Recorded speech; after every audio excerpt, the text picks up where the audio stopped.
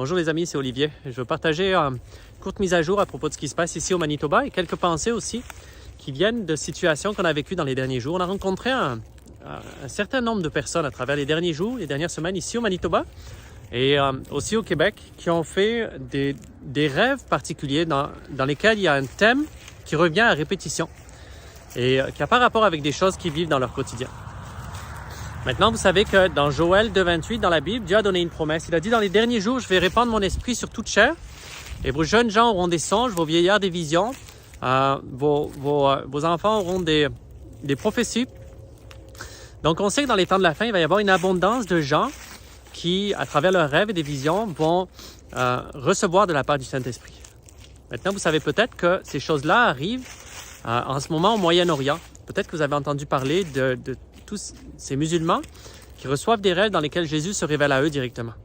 À travers des songes, il se montre à eux et ils placent leurs pieds sur une traque où ils commencent à chercher qui est cet homme en blanc qui m'a parlé dans mon rêve. Qui est cet homme vêtu de lumière, vêtu de blanc qui m'a parlé dans ce rêve.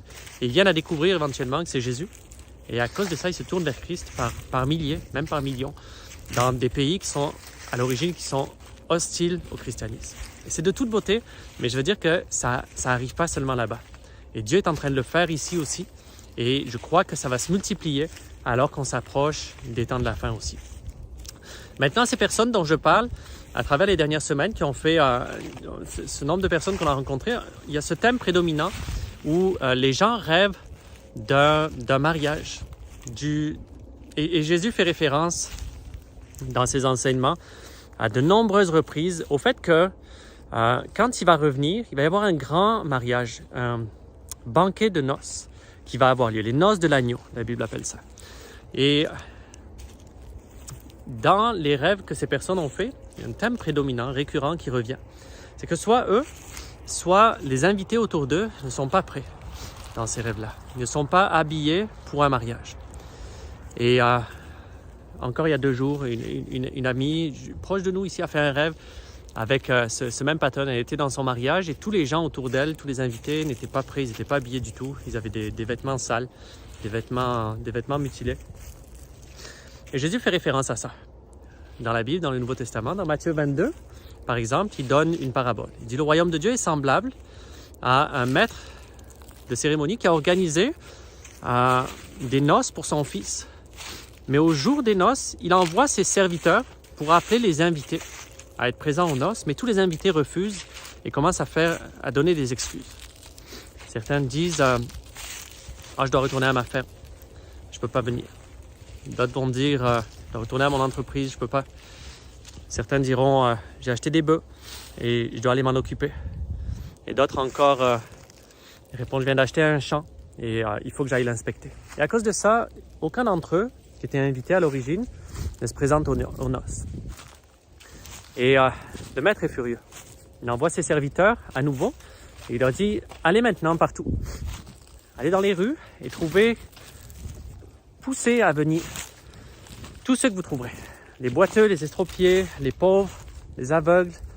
Parce qu'il veut que sa table soit remplie au jour des noces.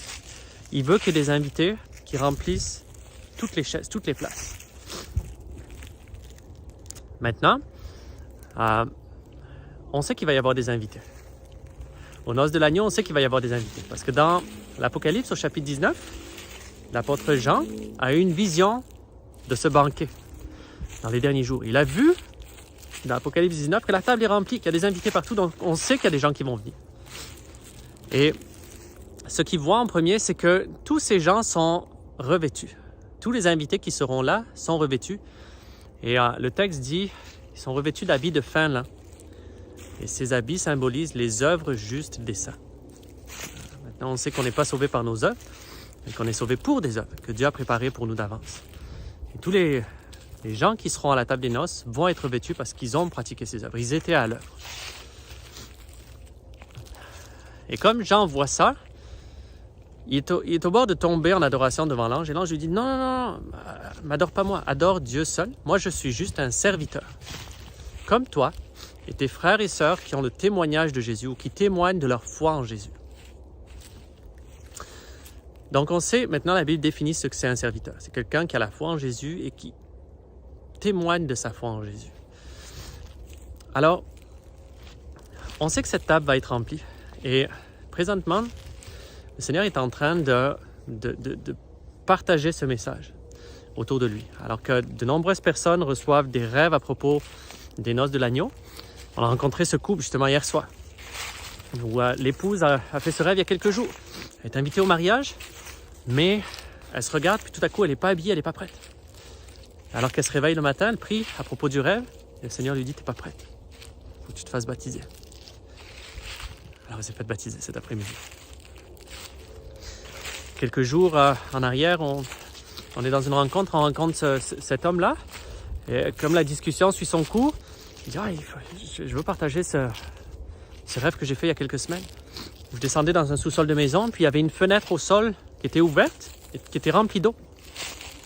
Et un homme se tenait debout sur l'eau, puis il me disait, tu dois descendre ici, tu dois me rejoindre dans cette eau. Et comme il réfléchissait à la signification du rêve en se réveillant, il y a le sentiment que le Seigneur lui disait, tu dois te faire baptiser. Alors il s'est fait baptiser il y a 2 jours. Et quelques jours encore en arrière, alors ça c'était avant qu'on vienne ici, mais cette femme qui a entendu l'évangile un jour, que l'équipe sortait dans les rues, a entendu l'évangile, elle a vécu une délivrance et puis elle a décidé de considérer le message de l'évangile. Et pendant quelques jours, elle a pris le temps d'y penser.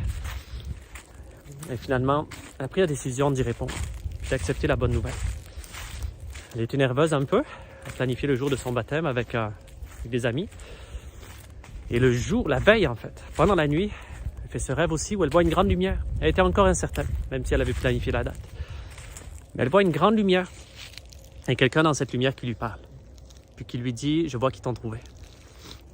Et dans le rêve, elle répond à la lumière, elle dit, qui ça m'ont trouvé? La lumière, la voix qui sort de la lumière lui répond, mes enfants, je vois qu'ils t'ont trouvé. Alors elle s'est faite baptiser. Quelques jours aussi, elle a été remplie du Saint-Esprit. Et autant on entend ces personnes, ces témoignages qui se multiplient présentement, les gens qui reçoivent des rêves à propos du mariage, ne sont pas prêts, ou les gens autour d'eux ne sont pas prêts, et ça les pousse à se sanctifier, ça les pousse à se repentir, ça les pousse à se tourner vers le Seigneur. Et je crois que c'est ce qu'il veut faire présentement. Donc on sait que à la fin des temps, il va y avoir un mouvement de disciples qui vont terminer cette grande commission, qui vont prêcher l'Évangile dans toutes les nations. Et présentement, c'est en train d'arriver. Il est en train de remplir sa table. Ça fait que si tu ne l'as pas fait, si tu t'es pas tourné vers Christ, si tu n'es pas né de nouveau encore, je t'encourage. Tourne-toi maintenant vers lui. Repens-toi puis fais-toi baptiser. Attends pas le dernier moment. Attends pas qu'il ferme la porte puis qu'il se pointe. Il l'a dit dans la Bible. Quand il va revenir, ça va être un moment où on s'y attend le moins. Ça fait qu'attends pas le dernier moment. Tu peux te faire prendre au piège. Et maintenant, dans ces enseignements, surtout dans Matthieu 22, on peut apprendre dans cette parabole à propos des noces de l'agneau, il y a 2 types de personnes. Il y a les invités, qui étaient invités au départ, qui étaient supposés d'être là, mais quand les serviteurs, quand c'était la veille des noces, quand les serviteurs vont les chercher, ils font des excuses parce qu'ils sont trop occupés dans leurs propres affaires. Et à cause de ça, ils ne viennent pas, puis le maître va chercher d'autres invités. Donc, sois pas parmi ceux-là. Examine ta vie présentement. Demande-toi si tu es trop pris dans tes affaires. S'il revenait demain matin, est-ce que tu répondrais à l'invitation ou est-ce que tu serais tellement pris dans ta business que tu dirais non, tu manquerais l'appel? Prends les décisions aujourd'hui. Simplifie ta vie, délègue des choses. Demande au Seigneur, c'est quoi ma prochaine étape? Qu'est-ce que je peux faire pour simplifier ma vie, pour que tu sois trouvé prêt? Donc, tu peux être dans ce groupe-là ou tu peux être parmi les serviteurs. Les serviteurs sont vêtus, sont habillés, ils sont prêts, leurs lampes brûlent, ils sont en action, ils témoignent de leur foi en Jésus, ils sont dans la moisson, pas seulement leur propre moisson, mais la moisson du maître de la moisson. On peut être dans ce groupe-là aussi. Puis c'est à nous, il nous donne la responsabilité, c'est à nous de s'assurer qu'on est trouvé vêtu puis qu'on est à l'œuvre dans sa moisson. Ça fait que je t'encourage à t'examiner, c'est un encouragement aujourd'hui, c'est pas une condamnation. Examine, demande au Seigneur, c'est quoi ma prochaine étape? Qu'est-ce que je peux faire pour être à l'œuvre dans ta moisson, pour être trouvé dans le groupe des serviteurs au jour des noces et figurer parmi les invités à la table, parce que c'est là qu'on veut se retrouver, autour de cette grande table quand il va revenir. Alors, soyez bénis, passez une bonne journée.